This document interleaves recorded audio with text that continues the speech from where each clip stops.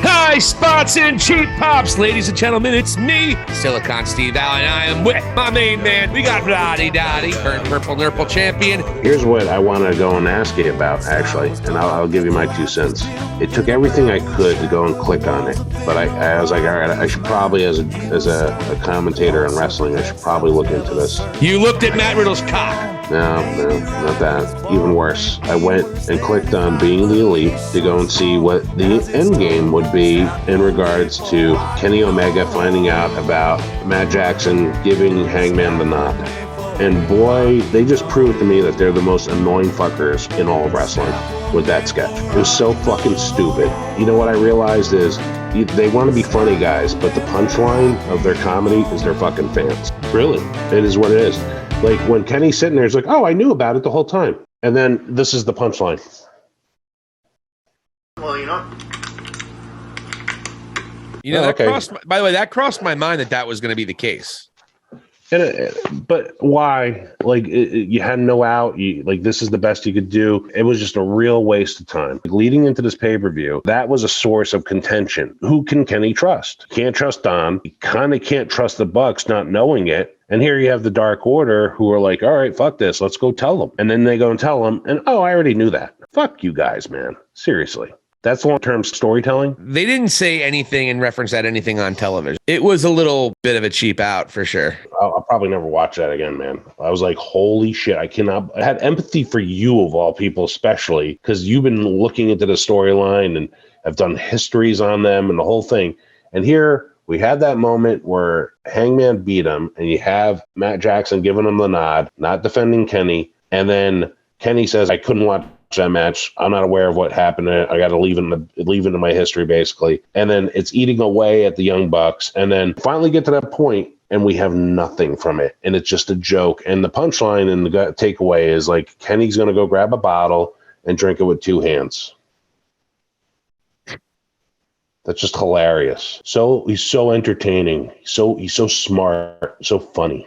Is there a possibility Kenny isn't resigning in AEW? Because that does seem like maybe they would have opened something a bit bigger if he was going to be around for a little longer. But if he's not, you got to kind of finish it now. And you know what? That's why, and that was another reason I asked about the Hangman maybe turn in there. But I don't know what they're going to do. I don't know what he's going to do. And at this point, especially after watching that, I don't even give a shit what he does. Really, supposed greatest wrestler on the planet right now, and that's what he's involved in. I wouldn't say right now. I think it's every year you got to go by who you think the best wrestler is, and I don't think he's been the best wrestler since 2000. I think 21 you'd have to give it to him, but ever since then, nothing really. He had a great match with Will Ospreay, but besides that, you got to keep it up. You got to be consistent. You bring up a fair point here, and this is something that might be a little concerning. The Elite haven't been extraordinarily compelling in a while since Kenny lost to Hangman. They just haven't. I'm sorry, they haven't. This is a little bit better, but they're working with the best guys in the business right now. They're working with Moxley, Bryan Danielson, Claudio, and that little shit Wheeler Yuta. The Elite really struggled. That whole thing with Adam Cole was a disaster. Did nothing for anybody. They were just given a tag team title reign for literally no reason.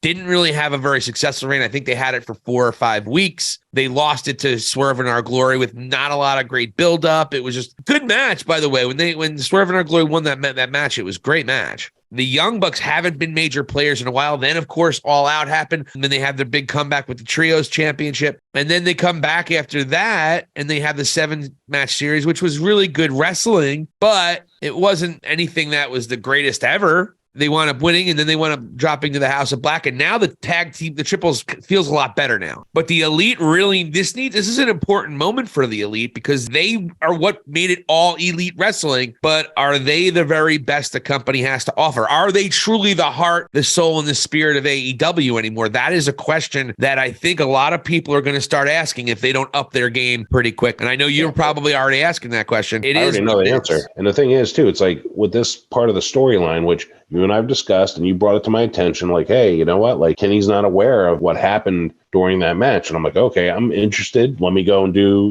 my due diligence here and go and sit through this nonsensical comedy. And then the easy out is him finding out from the Dark Order and being like disappointed and understanding, wow, my best friends are like more with this guy that I'm not necessarily aligned with myself. And now you have a situation where he goes into that match against the Blackpool Comedy Club, the Blackpool Combat Club. John Moxley's up there doing stand-up. Moxley's up there doing a set. What do you call? He's blading. A rabbi, why the chicken crossed the road? I don't know. Look at the blood. I'm going to snort your bones, and I'm going to make souffle out of your knuckles. So they have the out there where he goes into that match with his doubts. And if they lose, I think that would have been a much more compelling situation where he actually just walks out of the room at the time, has some time to reflect, and you could still have him be with the Elite, and you could have him give that whole speech. But they went goofy with it, where he was talking about his knuckle sandwiches and he was doing his knuckle. Yeah. Just total goofs. I think you have to really love them to think that was good.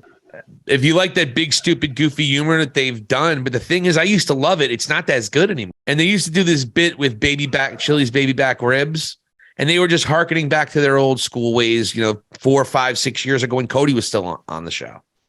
It seems like they've run out of ideas, and the Elite have not been fresh and new and exciting in a long time, and they need to get there. And I'm hoping it happens sooner than later. Frankly, the Bucks need to be back in the tag team division. They need to reestablish themselves as being a top tier tag team, because right now they're not. Forget about 1A and 1B. They're not even top 3 or 4 or 5 right now. That needs to happen, and Kenny needs to go on a good singles run or something more compelling than what I see happening. I can certainly, not being a fan and just kind of trying to check out what they're doing with the storyline, it's like Vince McMahon booked it. Old so Vince McMahon. That'll be funny. At least you could hear it better, and the production would have been better. Yeah, I don't know, man. I was just really disappointed, and I was like, these guys are jerk-offs for doing that. So you watched that episode. I gave you so many great episodes over the years for you to check out. You never did. And then you watched it when the show hasn't been, they've only had maybe one good episode the last year and a half. I mean, the show hasn't been good in a long time. It really, to my defense, I tried watching it from the beginning, and I was like, I'm wasting my time with this. Oh, no, the beginning, you got to start watching right around when Adam Cole dies. Around episode 50, 47, 48, 49, 50. Adam Cole goes, and as Adam leaves, Cody becomes a part of the Bullet Club, and he becomes a major, major player. You could even make the argument he was the star of the show for about 2 years. That was during, and then you saw all the things that went into All In, and you saw the growth of Cody as a big-time heel in Ring of Honor.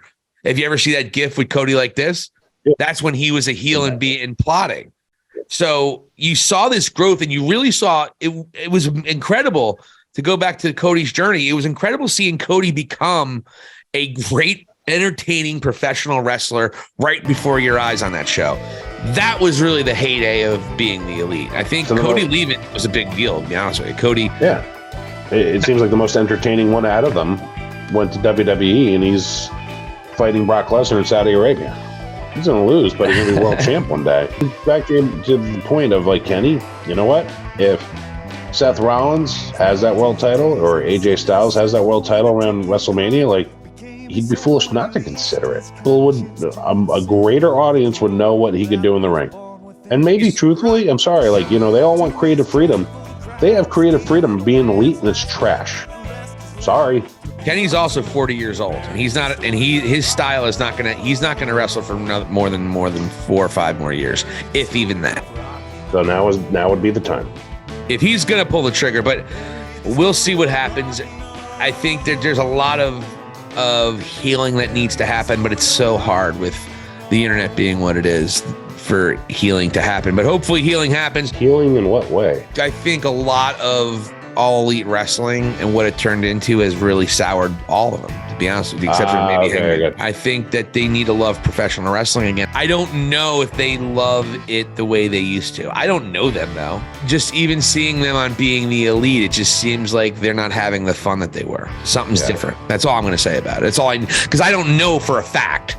It's just my gut instinct is that they're not having near the fun they were 5 years ago.